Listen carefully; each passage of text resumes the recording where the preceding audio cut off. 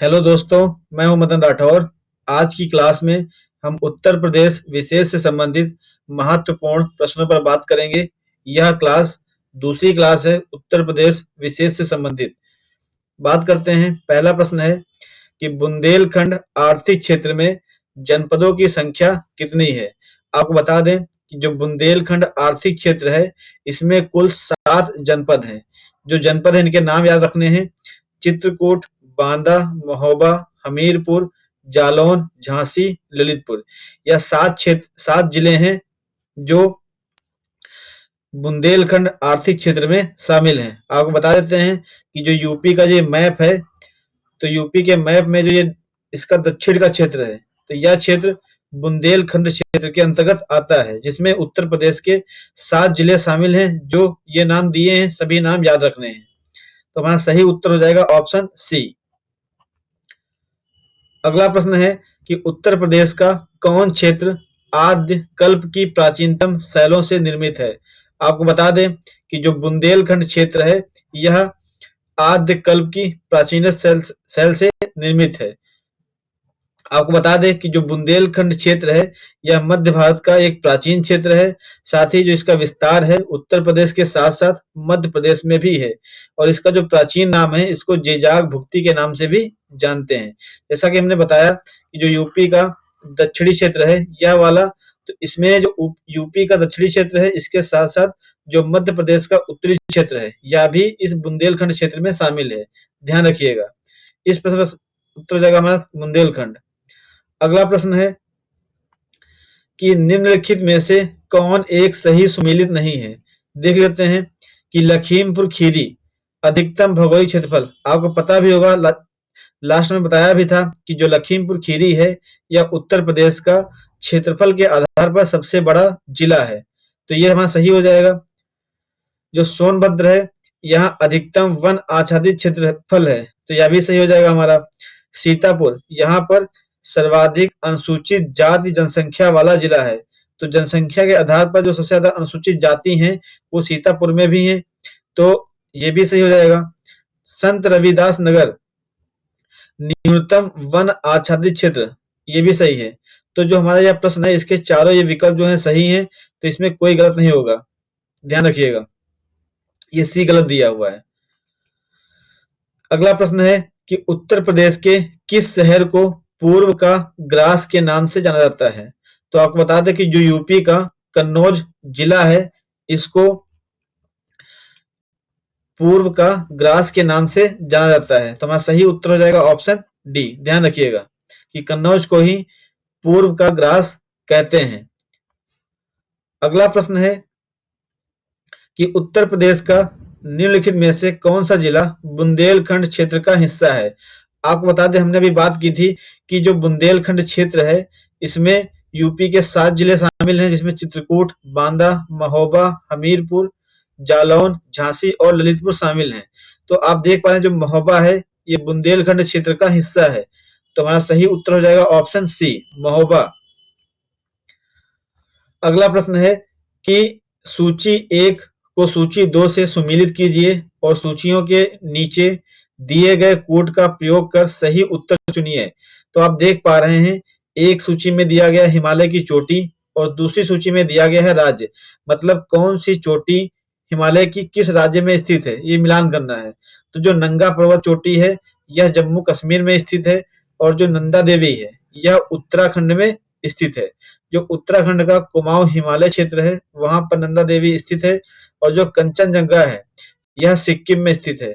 यह भारत में स्थित हिमालय पर्वत की सबसे ऊंची चोटी है। ध्यान रखिएगा, जो कंचनजंगा है यह भारत में स्थित हिमालय की सबसे ऊंची चोटी, यह भी ध्यान रखना है। तो हमारा सही उत्तर हो जाएगा ऑप्शन बी, ए का 1 से, बी का 3 से, सी का 2 से। ध्यान रखिएगा। अगला प्रश्न है कि किस शहर को अभी तक राष्ट्रीय राजधानी क्षेत्र में सम्मिलित नहीं किया गया है। आपको बता दें कि जो यूपी के एनसीआर क्षेत्र में जिले शामिल हैं कुल 8 हैं। जो कुल 8 जिले हैं ये दिए हैं: गाजियाबाद, गौतम बुद्ध नगर, बुलंदशहर, मेरठ, बागपत, हापुड़, मुजफ्फरनगर, शामली। ये 8 जो जिले हैं यह दिल्ली के एनसीआर रीजन में शामिल है, जिसमें से अलीगढ़ शामिल नहीं है। आपको बता दें कि जो अलीगढ़ है यह एनसीआर में शामिल करने की बात की जा रही है, आप ध्यान रखिएगा। अगला प्रश्न है कि बुंदेलखंड नामक क्षेत्र निम्नलिखित किस सीमा के अंतर्गत आता है। हमने आपको बताया भी था कि जो उत्तर प्रदेश है, तो उत्तर प्रदेश का जो दक्षिणी क्षेत्र है यहाँ पर, और जो इसका मध्य प्रदेश का उत्तरी क्षेत्र है, तो यह मिला करके इसको बोलते हैं बुंदेलखंड का क्षेत्र। तो हमारा सही उत्तर हो जाएगा ऑप्शन बी, उत्तर प्रदेश, और जो मध्य प्रदेश की सीमा है इसको बुंदेलखंड नामक क्षेत्र बोलते हैं। अगला प्रश्न है कि उत्तर प्रदेश का कौन सा जिला उत्तर प्रदेश और बिहार की सीमा पर स्थित है। तो आपको बता दें, अगर आप यूपी का मैप देखेंगे तो कुछ इस तरह से होगा, जहां पर जो ये एरिया है जैसे बस्ती, बुलंदशहर, बांदा, बलिया, क्वेश्चन में पूछ क्या रहा है कि इसका उत्तर प्रदेश और बिहार, तो आपको बता दें जो बलिया क्षेत्र है, बलिया क्षेत्र यहाँ पर स्थित है यह, और जो ये बलिया क्षेत्र है उत्तर प्रदेश का सबसे पूर्वी जिला भी है, ध्यान रखिएगा। जो बलिया क्षेत्र है यह यूपी का सबसे पूर्वी जिला भी है, और यह यहाँ पर बिहार स्थित है। तो ये उत्तर प्रदेश और बिहार की सीमा पर स्थित है बलिया, तो हमारा सही उत्तर हो जाएगा ऑप्शन डी। बात करते हैं अगले प्रश्न पर।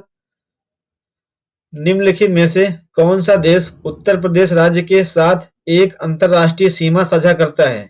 तो आपको बता दें कि जो उत्तर प्रदेश है, उत्तर प्रदेश राज्य जो इसका उत्तरी सीमा है यहां से लेकर के ये नेपाल से अंतरराष्ट्रीय सीमा साझा करता है।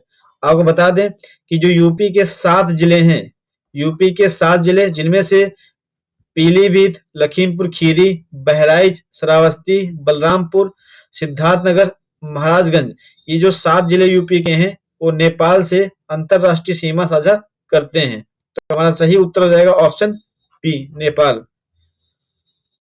अगला प्रश्न है उत्तर प्रदेश का निम्नलिखित में से कौन सा जिला इस राज्य के अन्य जिलों से घिरा हुआ है।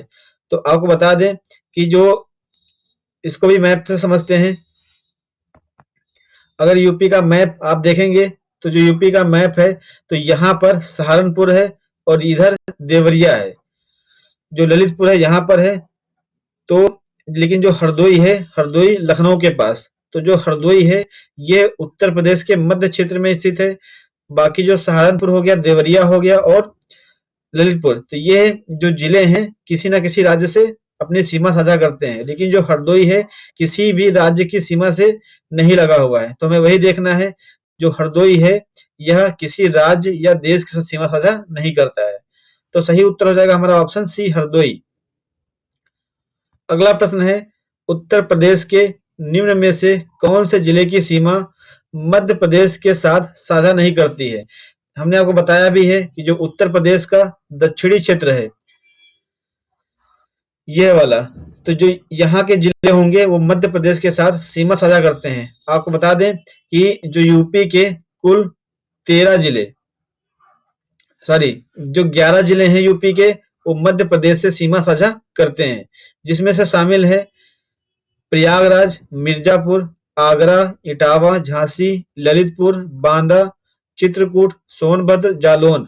ये जो 11 जिले हैं यह यूपी के हैं जो मध्य प्रदेश से अपनी सीमा साझा करते हैं। लेकिन जो अलीगढ़ है, अलीगढ़ यहाँ पर स्थित है और एमपी की सीमा जो है ललितपुर तक स्थित है।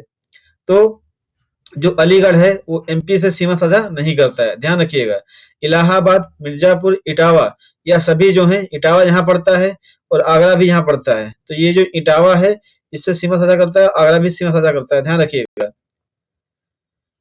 अगला प्रश्न है कि उत्तर प्रदेश की भौगोलिक सीमा सर्वाधिक राज्यों को स्पर्श करती है। निम्नलिखित में से कौन सा राज्य इनमें से शामिल नहीं है। आपको बता दें कि जो यूपी है कुल 8 राज्य के साथ साथ एक यूटीज है जिनके साथ सीमा साझा करता है, और इन 8 राज्यों में जो राज्य शामिल हैं वो उत्तराखंड है, हिमाचल प्रदेश है, दिल्ली है, हरियाणा, राजस्थान, मध्य प्रदेश, छत्तीसगढ़, बिहार, उत्तराखंड। और जो यूटीज है, यूटीज में दिल्ली शामिल है, ध्यान रखिएगा, जिसमें से उड़ीसा नहीं है। तो हमारा सही उत्तर हो जाएगा ऑप्शन बी, उड़ीसा। तो दोस्तों यह यूपी स्पेशल की दूसरी क्लास थी। अगर यह क्लास आपको अच्छी लगी हो तो वीडियो को लाइक करें, चैनल को सब्सक्राइब करें। धन्यवाद दोस्तों।